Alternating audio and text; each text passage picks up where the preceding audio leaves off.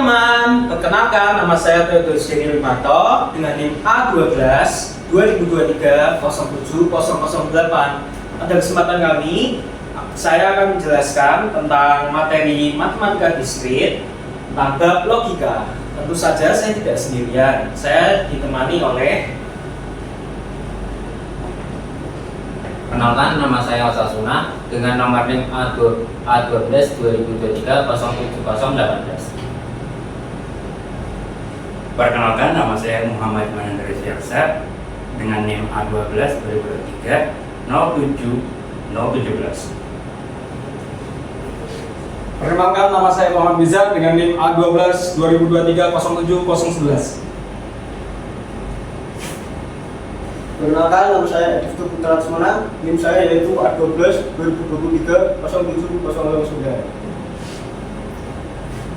Perkenalkan, nama saya Muhammad Kifari Takila, NIM saya A12 2023 07014. Oke teman-teman, kita pada hari ini akan membahas tentang matematika diskrit bagian logika dengan bahasan materi sebagai berikut. Yang pertama itu kita ada definisi logika atau pernyataan juga. Kemudian yang kedua ada cara penyajian himpunan, dan yang ketiga ada terminologi, dan yang keempat operasi terhadap himpunan, kemudian hukum-hukum himpunan, dan kita akan memberikan beberapa latihan. Oke teman-teman, pendahuluan. Logika adalah ilmu yang mempelajari tentang cara berpikir yang logis dan masuk akal. Logika adalah ilmu yang digunakan untuk menentukan nilai kebenaran dari suatu pernyataan atau penarikan kesimpulan berdasarkan aturan-aturan dasar yang sudah berlaku. Ini adalah peta konsep dari logika, dan saya akan menjelaskan bagian pertama yaitu pernyataan. Pernyataan adalah salah suatu kalimat yang dinilai benar saja atau salah saja. Dengan kata lain, tidak sekaligus kedua-duanya. Jadi hanya bisa benar atau salah. Pernyataan disebut juga kalimat tertutup. Kalimat terbuka itu bukan pernyataan teman-teman, karena kalimat terbuka masih belum tentu kebenarannya, jadi kita tidak bisa memastikan. Contoh dari pernyataan adalah yang seperti ini teman-teman. Tentukan mana yang merupakan pernyataan dan yang bukan pernyataan. 5 adalah bilangan prima. Itu merupakan pernyataan teman-teman, karena memang itu benar. Kemudian yang kedua, 14 merupakan bilangan kelipatan 5. Ini memang juga pernyataan teman-teman, karena ini benar-benar salah. Siapakah yang tidak mengerjakan PR? Ini bukan pernyataan teman-teman, karena ini adalah kalimat terbuka. Jadi terdapat probabilitas dan kemungkinan jawaban-jawaban yang lain. Lambang pernyataan itu ada P, Q, dan R dalam huruf kecil. Nilai kebenaran pernyataan itu hanya ada dua teman-teman, seperti yang saya jelaskan tadi, yaitu benar dan salah. Contohnya seperti ini teman-teman. P, Bogor adalah kota hujan, dan itu benar. Ini adalah pernyataan. Kemudian kita akan bahas tentang lingkaran atau negasi. Lambang negasi itu seperti itu teman-teman. Lambangnya itu dibaca bukan atau tidak. Contohnya seperti ini teman-teman. Tentukanlah negasi dari pernyataan berikut. Yang pertama, P2 2 plus 5 sama dengan 7. Jika diberi negasi, maka akan menjadi negasi P, yang berarti 2 ditambah 5 tidak sama dengan 7. Yang kedua, contoh kedua ini teman-teman. Q semua pelajar berbaju putih. Tapi jika kita menambah negasi Q, maka akan menjadi tidak benar semua pelajar berbaju putih, atau bisa ganti dengan kalimat yang lain seperti beberapa pelajar tidak berbaju putih, ada pelajar yang tidak berbaju putih. Kemudian ini adalah tabel kebenaran negasi teman-teman. Ada P dan negasi P. Nah, saya akan ngambil dari sisi sini untuk menjelaskan penarikan kesimpulan. Apa itu? Secara mendasarnya itu memiliki banyak premis dan konklusi dan argumen. Tapi mereka juga ada pola-pola yang harus diikuti, yaitu modus ponens, tollens, sama silogisme. Konklusi itu ya sebaiknya diturunkan dari premis-premis. Kalau premis yang digunakan benar, maka konklusinya dinilai selalu benar. Kalau kesalahan argumen dapat ditunjukkan dengan tabel kebenaran. Nah, penarikan kesimpulan. Nih, contohnya dengan tabel kebenaran, premis 1 P, maka jika Q, premis 2 P, konklusinya Q. Nah, berarti ini dalam kotak P, maka jika Q dan P, berarti K itu bakal benar. Nah, kalau bisa lihat dari tabel ini, P dan Q benar-benar P, maka jika Q benar. Sama, benar, salah, salah, salah, benar, benar, salah, salah, benar. Nah, berarti P, maka jika Q dalam kurung dan P itu akan benar. Kalau bawahnya ini P, S, S itu juga akan salah. Kalau bawah ini S, B, B salah. S, S, B salah. Jadi kalau kita bisa cari konklusifnya ini P maka Q dan P maka jika Q, berarti benar, benar, benar, benar. Nah, untuk penarikan kesimpulan yang digunakan tidak banyak, tapi salah satu adalah modus ponens. Premisnya 1 P, maka jika Q, premis kedua P, maka konklusinya akan Q. Nah, kalau diketahui P, maka jika Q benar, maka harus disimpulkan kalau Q itu juga benar. Nah, contohnya premis 1, jika 2 tambah 3 itu 5, maka 5 itu lebih dari 4. Premis kedua, 2 tambah 3 itu 5. Maka konklusinya adalah 5 itu lebih besar dari 4. Nah, kalau modus tollens itu P jika maka Q dan premis kedua negasi Q, maka konklusinya adalah negasi P. Jika dibaca diketahui P, maka jika Q benar dan negasi Q benar, disimpulkan bahwa negasi P itu juga benar. Nah, contohnya jika hari hujan maka cuaca dingin. Cuaca tidak dingin, berarti konklusinya tidak hujan. Selanjutnya saya akan meneruskan pernyataan majemuk. Yang pertama disjungsi. Ana memesan sandal merah atau sepatu basket. Yang kedua konjungsi. Ayah membaca koran Tempo dan Kompas. Yang ketiga implikasi. Jika hari ini adalah hari Senin, maka siswa memakai seragam putih-putih. Yang keempat diimplikasi. Aku membawa pensil 2B jika dan hanya jika ujian menggunakan OJK. Dan yang di depan sini adalah tabel sederhana dari disjungsi, konjungsi, implikasi, dan diimplikasi. Yang pertama tabel sederhana disjungsi. Untuk mengetahuinya, setiap ada benar maka hasilnya benar. Bisa kita lihat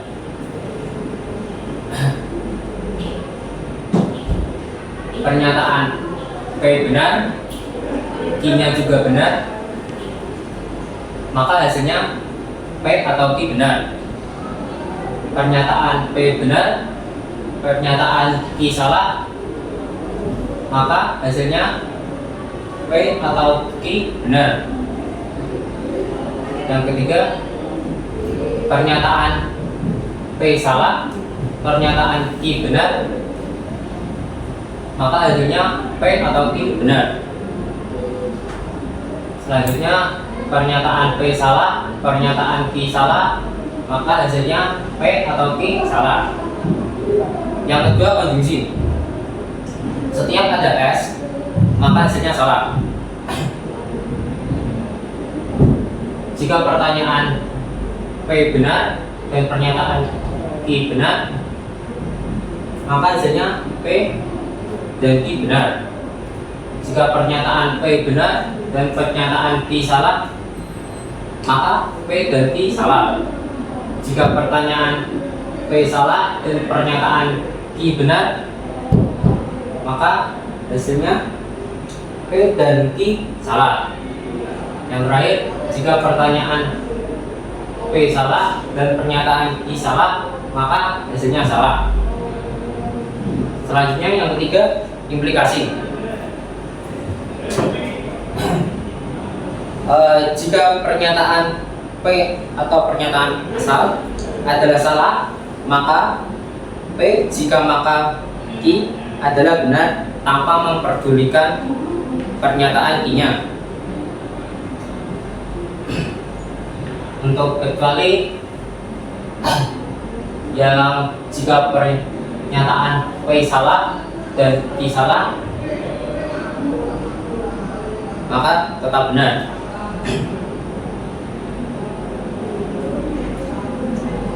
Jika pernyataan P benar dan pernyataan Q benar, maka hasilnya benar. Jika pernyataan P benar dan pernyataan Q salah, maka hasilnya salah. Sesuai dengan tadi, kita lihat pernyataan asalnya. Jika pernyataan asalnya salah, hasilnya tetap benar tanpa memperdulikan pernyataan asal Q. Selanjutnya, diimplikasi.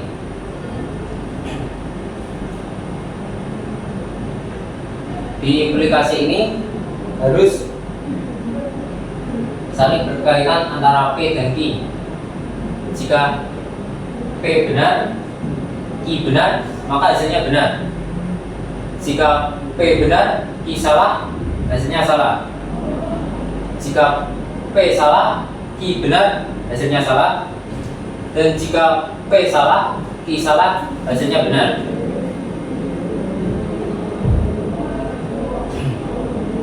Pernyataan majmuk. Proposisi berikut adalah implikasi dalam berbagai bentuk. Jika hari hujan, maka tanaman akan tumbuh subur. Jika tekanan gas diperbesar, maka mobil melaju kencang. Es yang mencair di kutub mengakibatkan permukaan air laut naik. Orang itu mau berangkat jika ia diberi ongkos jalan. Ahmad bisa mengambil mata kuliah teori bahasa formal hanya jika ia sudah lulus mata kuliah logika matematika. Syarat cukup pakai bom bensin meledak adalah percikan api dari rokok. Syarat perlu bagi Indonesia agar ikut Piala Dunia adalah dengan mengontrak pemain asing ke-6-nya. Banjir bandang terjadi bila mana hutan ditebangi. Selanjutnya, pernyataan majmuk.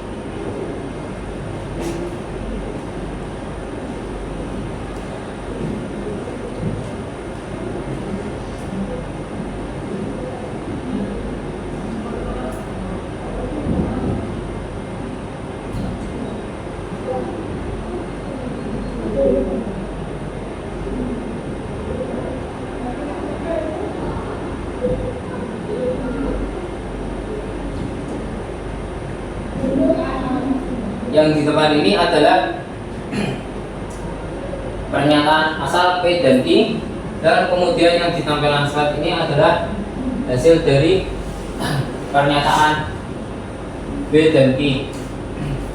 Yang pertama, implikasi. Implikasi adalah kebalikan dari converse. Akan tetapi hanya dua baris ini saja, dua kolom ini saja. Kalau untuk kolom pertama dan kolom terakhir itu semuanya benar. Jika implikasi P salah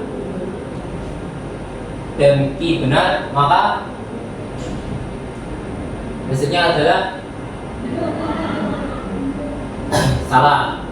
Jika pernyataan P salah dan Q benar, maka hasilnya akan benar. Saya ulang kembali, converse adalah kebalikan dari implikasi. Jika pernyataan P benar dan pernyataan Q salah, maka hasilnya benar. Jika pernyataan P salah dan pernyataan Q benar, maka hasilnya salah. Selanjutnya inverse.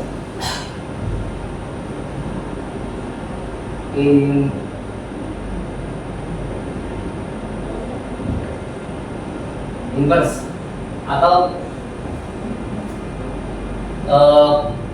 inverse adalah sama seperti converse, adalah kebalikan dari implikasi. Maaf, saya ulangi. Inverse adalah kebalikan dari implikasi. Berarti inverse sama dengan converse itu sama ya. Hanya saja penggunaan tandanya.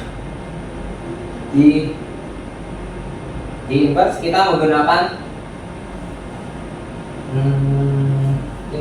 tanda negasi. Sedangkan di converse kita menukar posisinya. Selanjutnya kontraposisi. Kontraposisi yang pertama kita tukar dulu antara P dan Q, kemudian kita berikan tanda negasi. Atau bisa kita simpulkan kontraposisi itu sama dengan implikasi.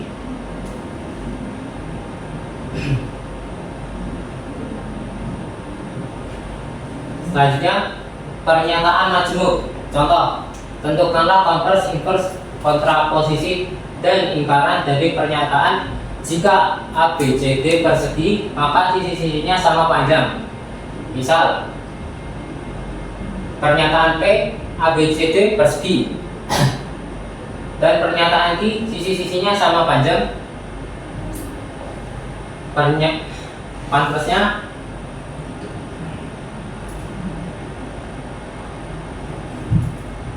jika sisi-sisinya sama panjang, maka ABCD persegi. Inversenya, jika ABCD bukan persegi, maka sisi-sisinya tidak sama panjang. Selanjutnya, kontraposisi.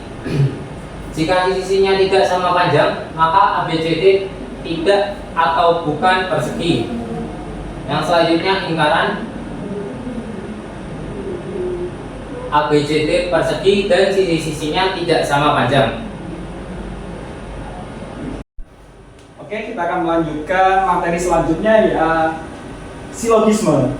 Kita ambil contoh adalah premis 1. P jika maka Q, terus premis 2, Q jika maka R, maka konklusinya adalah P jika maka R. Oke? Jika diketahui P jika maka Q benar dan Q jika maka R benar, maka disimpulkan P jika maka R benar. Nah, di sini ada contoh, teman-teman. Di sini ada contoh. Premis 1 kita akan memberikan keterangan ya. Jika Maher seorang siswa SMK, ini adalah keterangan dari P, maka Maher melaksanakan PSG. Ini keterangan dari Q. Oke, kita lihat tadi premis yang kedua. Jika Maher melaksanakan PSG, nah ini adalah keterangan dari Q. Maka Maher belajar di industri minimal 3 bulan.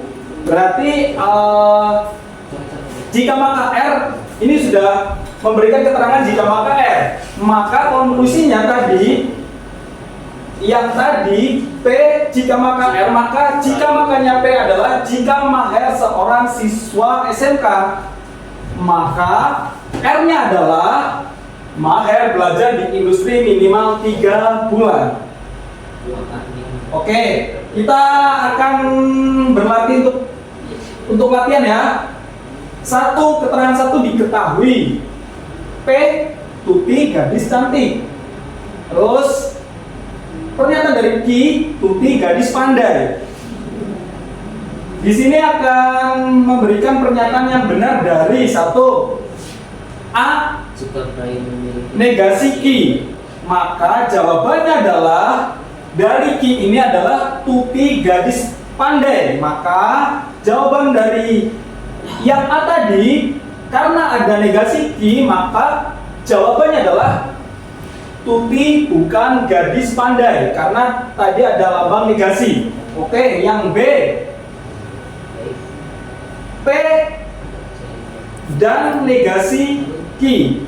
Oke, berarti P tadi adalah Tuti gadis cantik.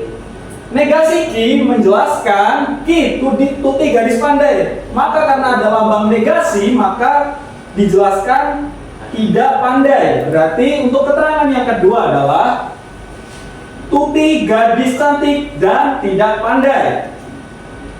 Untuk yang C, negasi P atau Ki. Oke, tadi keterangan yang di atas adalah Tuti gadis cantik. Karena di sini ada lambang negasi P, maka di keterangan Tuti bukan gadis cantik. Atau Ki keterangannya adalah Tuti gadis pandai. Maka kalau kita sambung, maka Tuti bukan gadis cantik atau pandai. Tadi D adalah P jika maka Ki, maka seperti tadi ini P Tuti gadis cantik. Jika maka berarti maka keterangan di sini Ki berarti jika Tuti gadis cantik maka pandai. Terus yang E, P jika sama Ki, berarti sudah jelas Tuti gadis cantik. Jika dan hanya jika pandai. Ya, di sini ada soal latihan ya. Tentukan nilai kebenaran dari pernyataan di bawah ini. Untuk pernyataan A, tidak benar 2 tambah 7 lebih dari sama dengan 9. Maka pertanyaan itu jawabannya adalah benar. Yang B, bisa kita lihat 30 atau 40 habis dibagi 6. Karena bila 30 atau 40 bisa dibagi 6 semuanya, maka jawabannya benar. Yang latihan C, jika kita lihat, jika Jakarta ibu kota Indonesia, maka Jakarta berada di Pulau Bali. Maka pernyataan tersebut jelas salah. Untuk selanjutnya, kita bisa melihat ada latihan lagi. Tentukan konvers inverse, kontraposisi dan lingkaran dari pernyataan jika ABC suatu segitiga sebangun maka sudut-sudut letaknya sama. Kita langsung jawab menggunakan konvers. Jika sudut letaknya sama, maka ABC suatu segitiga akan dibangun. Jika kita menggunakan inverse, maka jika ABC bukan suatu segitiga dibangun, maka sudut-sudut letaknya tidak sama. Jika kita menggunakan kontraposisi, maka jika sudut-sudut letaknya tidak sama, maka ABC bukan suatu segitiga yang sebangun. Jika kita menggunakan lingkaran, ABC suatu segitiga sebangun dan sudut-sudutnya letaknya tidak sama. Saya akan menjelaskan latihan nomor 5. Manakah yang merupakan modus ponen, modus tolen ataupun silogisme? Kita lihat yang A. Premis 1, jika ibu pergi maka adik menangis. Premis 2, adik tidak menangis. Dan konklusinya ibu tidak pergi. Kalian tahu jawabannya mana? Saya kasih tahu. Jawabannya adalah tolerance. Karena P jika sama Q benar, maka disimpulkan negasi P benar. kita lanjut yang B. Yang B, premis 1, jika log 10 sama dengan 1, maka kuadrat log 8 sama dengan 3. Log 10 premis 2, log 10 sama dengan 1. Konklusinya kuadrat log 8 sama dengan 3. Ini merupakan modus ponens. Kenapa ponens? Karena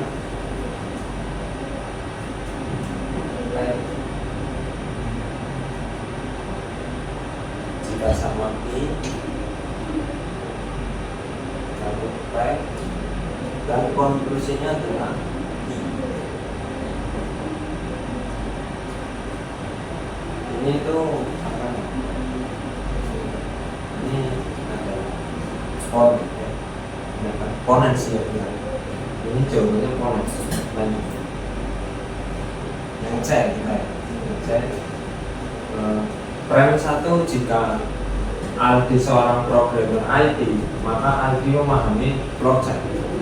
Premis 2, jika Aldi memahami blockchain, maka Aldi mampu mengoperasikan komputer. Dan konklusinya adalah jika Aldi seorang programmer IT, maka Aldi mampu mengoperasikan komputer. Ini adalah salah satu contoh dari modus silogisme. Ya, silogisme. Kenapa ini disebut dengan silogisme? Baik, jika sama I